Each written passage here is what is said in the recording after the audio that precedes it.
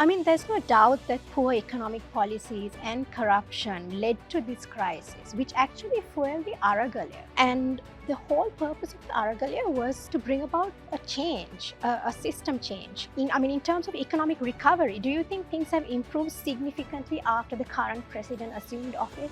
Not really, again, based on how you want to see. If your main parameter is on electricity, fuel, LP gas availability, maybe that's available. I always recommend is look at the broader picture. The bigger picture. In the bigger picture, we are still pretty much the same because nothing much, there are attempts to change things, but still we are in the middle of the journey. Nothing has been concretely done yet. But again, it is, in my view, it is not adequate to fulfill the aspirations of Sri Lankans, because Sri Lankans really deserve better than this. And I think the expectations were high, and that's why they are also considering to leave the country, because they know, okay, it is better than it was, but it's still falling way shorter than their real aspirations.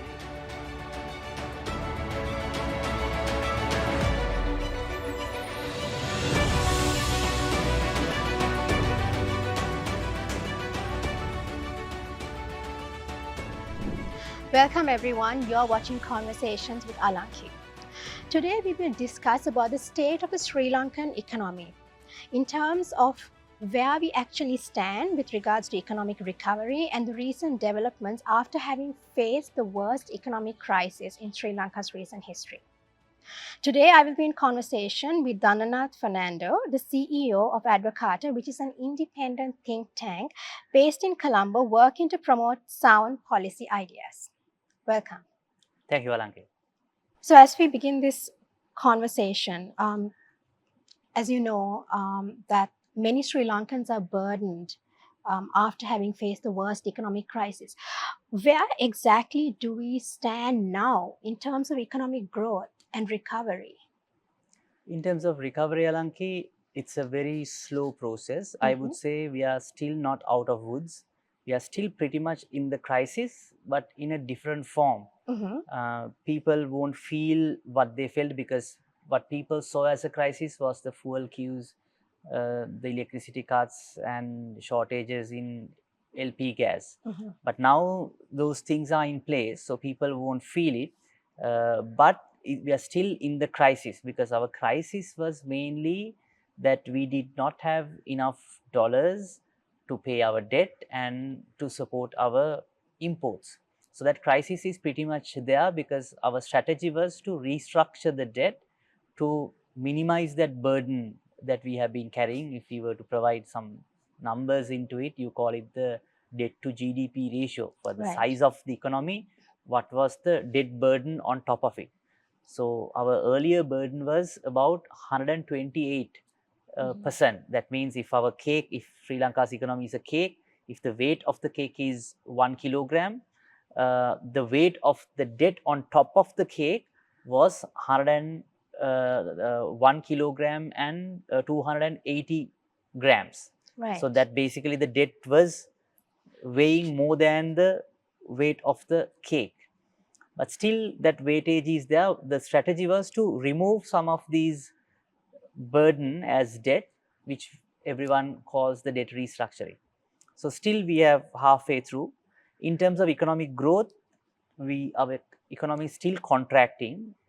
Even the last quarter, it was basically the size of the cake was basically shrinking at about 3%. And this year, entire year also, we expect it to further shrink. And we expect to grow the economy from next year onwards. But we need to keep in mind, we are growing the economy from a lower base, because our economy was, let's say, 1 kilogram. It was shrunk by 11%. So that means it's probably about 900 kilograms. And from 3% from 900 doesn't make it again a 1 kilogram. So you're not back where you were. Absolutely. But there are also some positive indicators. As we discussed about, that fuel and at least the basics are in place, which is essential at least to keep the engine running, at least for people to work, to at least to earn a living. That's important. So those are there. But as I mentioned, we are still not out of the woods. It's still in the crisis in a different form, maybe slightly better than how it was. but we should not interpret as that we are out of the crisis. The only way out is through doing those structural reforms, because it's the reason for the crisis was the foundation or the architecture of our economy wasn't right. So we have to, till we fix it, we will not be out of the woods. We will always be in different forms of the crisis. Of course, given the nature of the world, the global economy and whatever that happens around the world will also affect us. So the only way out is also by doing those structural changes, so then we can grow faster and standard of living of Sri Lankans can be improved. I mean, there's no doubt that poor economic policies and corruption led to this crisis, which actually fueled the Aragalia. And the whole purpose of the Aragalia was to bring about a change, a system change. Do you think, in terms of economic recovery, do you think things have improved significantly after the current president assumed office? Not really. Again, based on how you want to see. If your main parameter is on electricity, fuel, LP gas availability, maybe that's available. But what I always recommend is look at the broader picture. The bigger picture. The bigger picture. Right. In the bigger picture, we are still pretty much the same, because nothing much, I mean, there are attempts to change things, but still we are in the middle of the journey. Nothing has been concretely done yet. So I won't say everything is very rosy and now we have made some serious progress, but of course on certain aspects like inflation, which basically the increasing of the prices of goods and services, now it has come from, earlier it was about 70%, now it has come to about 2%. But again, we have to remember there are also statistical jargon that you need to understand, because earlier when it was 70% means we were at the very high of that inflation wave, and now we are comparing 2% is compared to that almost the top peak that we have ever had in our history. So that's, but still it's better. 2% is a better number rather than having 10% or 15%. So there are positives. It doesn't mean that everything is also bad. At least there has been some positives. But again, it is, in my view, it is not adequate to fulfill the aspirations of Sri Lankans, because Sri Lankans really deserve better than this. And I think the expectations were high. And that's why they are also considering to leave the country, because they know, okay, it is better than it was, but it's still falling way shorter than their real aspirations. I think that's what, that to build that, to bridge that gap, they consider different options is my analysis. Right, let's focus on the IMF. There's a lot of talk about the IMF these days. So the IMF lays out conditions and stated that certain conditions haven't been fulfilled. What do we need to know about this? So they brought out three main reasons overall. There are multiple reasons. First is, we have committed revenue target. Basically, to pay the debt, we need to collect more and more money, because the size of the government is massive. So we are about 15% behind from what we committed.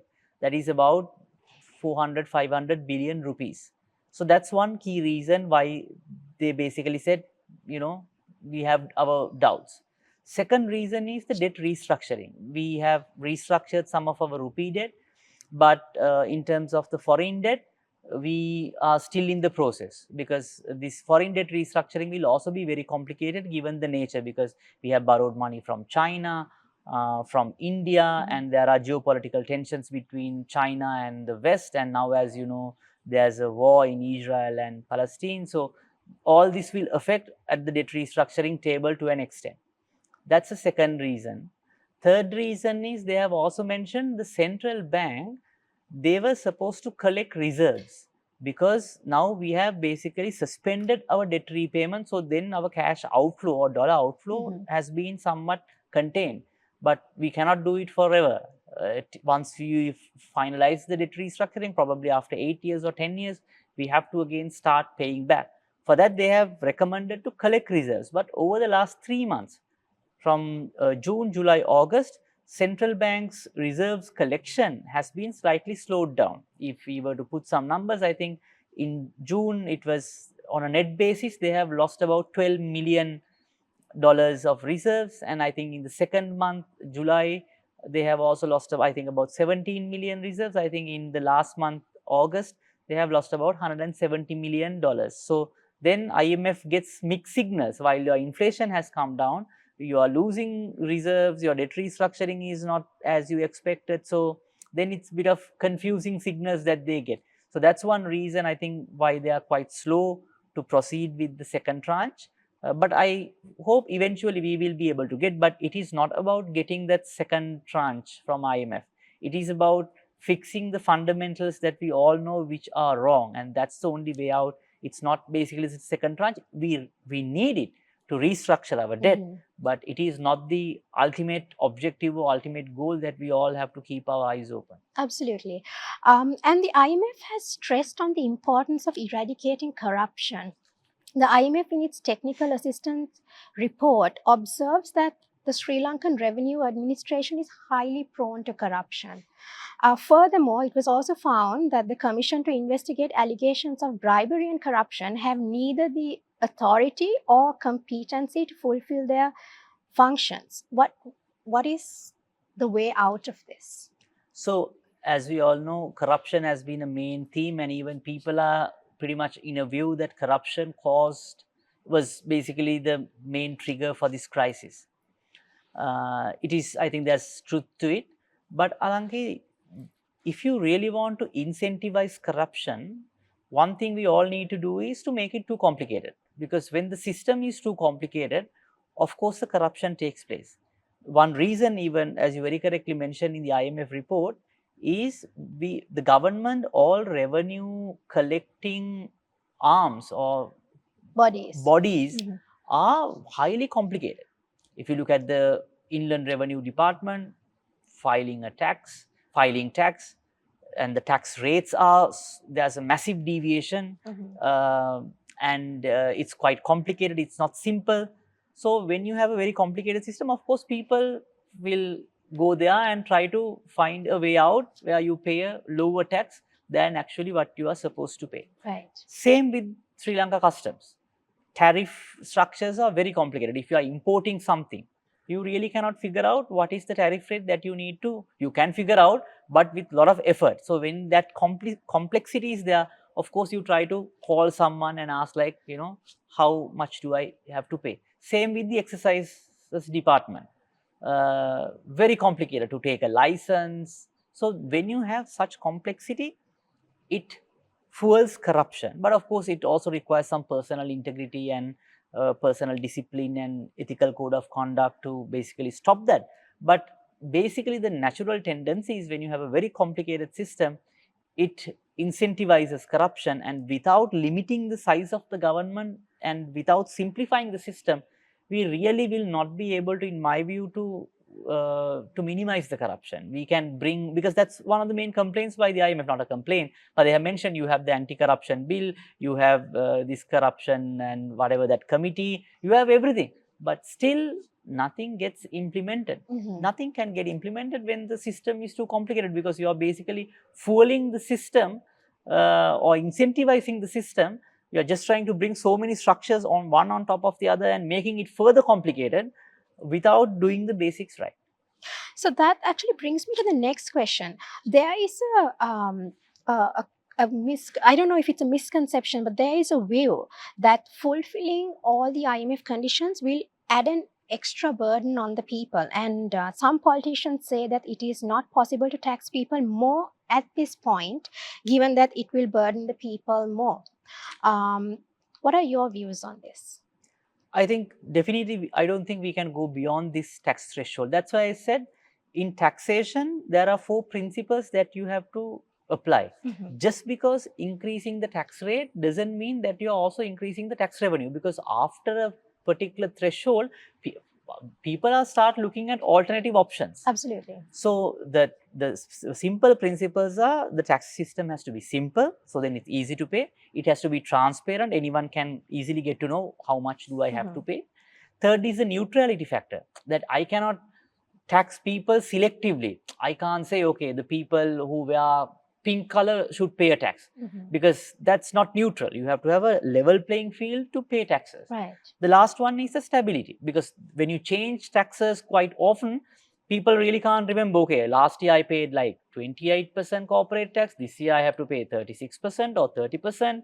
So when it's not stable, so basically we cannot, we cannot increase the tax rates further. But what we can do is adhere to the principle, so the tax revenue will not automatically, but then the tax revenue can also be improved. Yeah, because the IMF in its report also had apparently observed that individuals and stolen public funds that have exited the country have not been pursued. So I personally feel these are steps that could be taken if they actually want to increase revenue. Absolutely, but in my view is these measures takes quite a lot of time, Alanki, Mhm. given the legal structure, because as you know, our judiciary system is quite weak. So even if you want to repatriate that money which stolen or stored somewhere Mhm. else, which is a good thing, you have to bring it back. But given the legal system, it will take years and years, and we all know what happened with the bond scam. Now it happened in 2015, now we are in 2023, 8 years had gone, nothing has happened. What they only did was they frozen the 12 billion rupees which was kept at the central bank. But additionally, so because when you have a very weak legal system with a very big government, of course you try to manipulate the system. So while it is a very good recommendation, some of these recommendations can take years and years, and by the time we get into the problem, of course, even it may, it will be decades after the problem actually where it arises. So that's why I said your initial question on whether these IMF reforms can also add further burden to people. As I mentioned, IMF, we need them for debt restructuring, because in the global financial architecture, there is no other way. Without IMF, you can go and negotiate and restructure it, because what IMF basically brings is basically the credibility. We Right. haven't been good for money. When you have the IMF, you can say, look, we have someone who is credible, who is looking at our books and advising us on what needs to be done. So Right. then all the people who given us money will come to some level of agreement. Okay, now there's someone to overlook the books, so let's negotiate the rate. But it doesn't mean that only IMF can rescue us from this problem. Of course, some of the IMF measures will add some burden to people, but also we need to keep in mind this: IMF doesn't do a program on their own. This program was endorsed and developed by the local authorities, including the politicians. So Right. the finance ministry, the central bank, they all have come together and developed this program. It's not like IMF coming with their prescription and saying, okay, this is what you need to do. It's basically the government of Sri Lanka and going and say, these are the things that we could do. And then IMF basically validates it, looking at the numbers and doing the analysis, saying actually what they say is achievable and whether it's reasonable. And then only both parties come to an agreement. So I think there are two sides to it, but as I mentioned, IMF will not be the only solution. I mean, they are part of the solution, bigger component of the solution, but we need to fix our issues to really come out from this crisis. And when we talk about this crisis, and we just spoke about how difficult it is to change the system and to get something implemented, do you think a new leadership or a new political party or a change in leadership would actually give a solution to this? Because most people usually, given the crisis, they often think, okay, maybe we should change the leadership and maybe this would really change the system. Is that possible? As it was famously said, Alanki, every hero needs a team and every team needs a hero. I see this economic reform program, there it's a team game, Mhm. because one person very unlikely to fix it. But of course, having said that, whoever who leads a team should have that endurance and that vision also to lead it. But I do not see it just because of appointing one political party or one political like one person can fix all the problems, because Right. one person is, the system is quite bigger and larger, that just one person can be completely wiped out. That's why you need a better team, of Right. course, with integrity and ethical code of conduct, who can drive these reforms. And that's what we saw in India. In 1991, India went through a similar crisis. And then they had Dr. Manmohan Singh as their finance minister under Narasimha Rao government, and he appointed Dr. Montek Singh Ahluwalia as the chairman of the planning commission. So basically, he drove the reforms, but it doesn't mean he drove it on his own. There were a big team who drove the Indian reforms, and what we see in India today becoming the fastest growing economy in the world are the results of what they did in 1991. So likewise, there's one political party, one political person, I have my doubts, but it's a team effort, because you thinking that one person can change this level of corrupt system and this level of reforms, quite impractical, but definitely a team is required.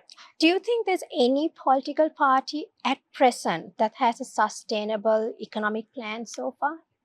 Different political parties have thrown their own ideas, but my view is that it's a science. There are certain, when you are building a house, there's a science. You can't put roof at the bottom. There has to be the foundation that has to go, check the soil, the content of the soil, and there has to be a logical way that you need to do it. Whoever who comes, there has to be a logical way that we need to arrange it, regardless of party colors or the flags that they carry. So that structure has to be maintained. So it's rather than the political party or their program, it's a science that we need to follow. So it's like this interview. There's a science, there's a lighting aspect, there's a technological aspect, there's an audio aspect, there's a visual aspect. So likewise, it's a science. It's not who is in this seat or who is in the other side. It's basically the science need to move forward. That's how I see. But of course, that science will also affect with the politics and so many other things. But I still think it's the basic fundamentals that that we need to fix. Then the Sri Lankan economy will be in a growth trajectory.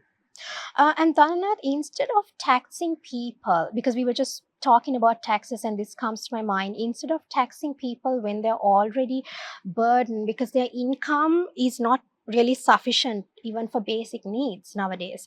So what is the other alternative? I mean, are there other alternatives? There are. As Advocata, we have been pushing for state-owned enterprises reforms, because these state-owned enterprises are colossally loss-making. Just to give you one example, for 8 months in 2022, one state-owned enterprise lost about 600 billion rupees. That's the losses for Just 8 in months. 8 months. And what we expect to earn from pay taxes for 1 year is just 100 billion.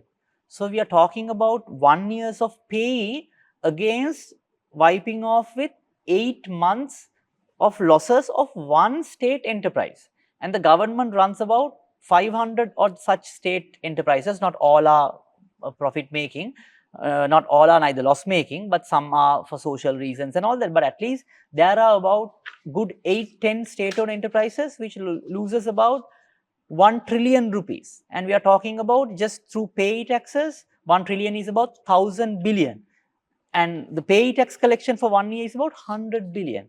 So basically, by reforming those state-owned enterprises, we can save a lot of the bleeding that already takes place. That can help the balance sheet of the country. And at the same time, when you reform the state-owned enterprises, we can bring down the debt amount, because a lot of those state-owned enterprises also have quite a lot of debt. And when you reform it, of course, at the privatization process, it could be public-private partnerships, then you can also sell it and earn money and also bring investment, because there will be foreign investors who are willing to join and work business on those sectors. So then actually it solves 4 of the main problems of the government. The government problems are the revenue is low, expenditure is high, debt is high, no foreign investment. So when you're reforming the state-owned enterprises, they can earn money, they can cut down the expenditure, they can attract foreign investment, and yes, they can bring down the debt. So all these 4 can be done together when we reform state-owned enterprises, and that's one major reform that we see as a solution. So that's one alternative. That's one alternative. Right. And also there were many import restrictions which impacted many people and businesses which depended on imports. What are your views on having had import restrictions? Because what I feel is that in today's day and age, it's okay to be an import dependent country as long as you have sufficient exports so that you can actually afford the imports. What are your views? Absolutely. Our exports need to grow to import. But I think there's a misperception by the people when you allow imports where people are scared that the currency will depreciate. Right. I do not see a logic in that, Alanki, because I can take an example. If you recall, from COVID to like 2 weeks before, there were very strict import controls. Still, even vehicles cannot be imported. But during that period, with the strictest ever import control regime for that probably 2-3 years, our currency depreciated from 180 to 380 or 360. So if the import controls are working, that could have worked. But instead, what happened? There was an undial market which grew, and basically our currency depreciated at a rapid rate by more than 100%. Basically, when you increase consumption, is where you create demand for imports. That means if you are allowing people to swipe credit cards, if you allowing people to borrow more money, then that means you are incentivizing imports. That is required to grow the economy. But you are growing the economy by rupees, because no one is going to the bank and just asking dollars. They are demanding dollars through rupees. So basically, the demand for dollars is a function of the availability of the rupee. The rupee availability is mainly dependent on the interest rate, because interest rate is the price that you pay to buy rupees. When you go to the shop and say, give me 100 rupees, the price that you pay to buy that 100 rupees is the interest rate. So when you have lower interest rates, you are buying more and more money, and when you are buying more and more money means you are buying more and more dollars. So that's why when the currency depreciates, if you recall, during that time our interest rates were very, very low. We kept the interest rates artificially low. So as you very correctly said, of course we need exports to fuel that imports. But basically, when you do not, if you do not finance it, or in other words, if you do not print excessive money, there is no way that the currency will, drastically depreciate. But of course, now in this context, when you have a pent up demand, because you have restricted imports for a longer period of time, and when you remove the controls, of course, everyone wanted to import something because you have been restricted for a long time. So it will have a slight impact on the imports. But again, look, our policy rates came down. So when you bring down the interest rates down, of course the imports component will increase. So but definitely we have to improve our exports, but imports and exports are two sides of the same coin, because you need imports for exports. Now, this example is our apparel industry. They are the main exporters. Of course, they are the main importers, because for them to export and compete in the global market, they need to import the highest quality fabric, highest quality dyeing, highest quality buttons, all the accessories.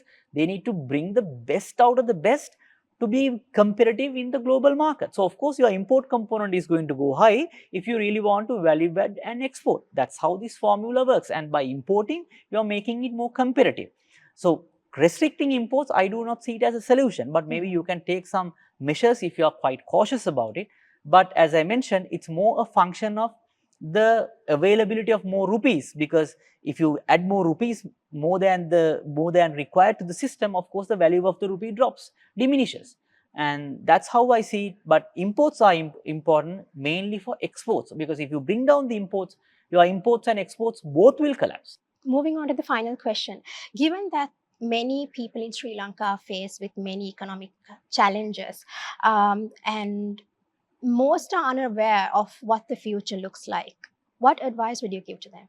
My advice would be, we have to come out from this crisis by fixing our fundamentals.